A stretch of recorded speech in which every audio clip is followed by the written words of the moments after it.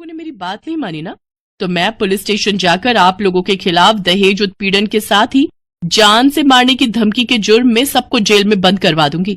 इसलिए जो मैं कहती हूँ वैसा ही करो चुपचाप से। नहीं नहीं बहू, ऐसा कुछ मत करना, तुम जो कहोगी हम वो करेंगे। इसके बाद जूली उन सबको काम पर लगा देती है। ननद जी जरा जल्दी हाथ चलाइए, नहीं तो। नहीं नहीं मेरी प्यारी भाभी, भाभी मैं करती हूँ ना, आप आराम से बैठो सोफे पर, और किसी चीज की जरूरत हो तो कहना। सासू माँ खाना बना या नहीं? अब हमें कल तक का वेट करना होगा क्या?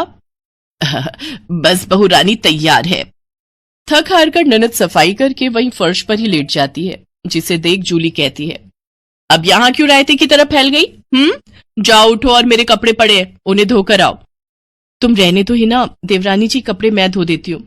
नहीं कोई जरूरत नहीं, मैंने कहा ना आज आपका छुट्टी का दिन है, आप कुछ नहीं करेंगी।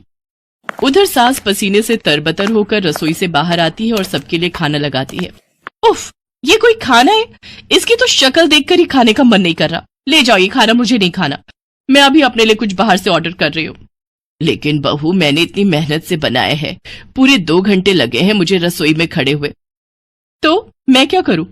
आप ससुर जी ये खाना ले जाकर बाहर कुत्तों को डालाना, और आपको जो मैंने सब्जी लाने का काम दिया था क्या वो आपने कर दिया? हाँ बहू, मैं बाजार से सब्जियां ले आया हूँ। Very good. अच्छा लिसन, शाम को मैंने घर पर पाजामा पार्टी ऑर्गेनाइज की है, तो अब आप तीनों जाओ और जल्दी से जाकर शाम के खाने की तैयारी करो। इसके बाद वो तीनों किचन में जाते हैं। हिना रोते हुए अपनी माँ से कहती है, माँ ये नई भाभी हमारे साथ ऐसा क्यों कर रही है? बड़ी भाभी ने तो कभी हमारे साथ ऐसा नहीं किया। हमारा किया हमारे सामने आ रहा है बेटी, हमने जो बड़ी बहू के साथ किया है उसी की सजा हमें मिल रही है। तभी जूली, हितांश और मानसी भी वहां आ जाते हैं। चलो सासू माँ, आपको अपने किए का एहसास तो हुआ और मेरी सहेली की कीमत भी पता चली। हाँ सासू माँ, मानसी मेरी सहेली है। क्या ये सच है बड़ी बहू? हाँ सासू माँ, ये मेरी बचपन की सहेली है और आगे की पढ़ाई के लिए विदेश चली गई थी। जब इंडिया आई तो ये हितांश से मिली और इन दोनों को प्यार हो गया। फिर जब हितांश ने मुझे इससे मिलवाया तो पता चला कि ये मेरी बचपन की दोस्त जूली है।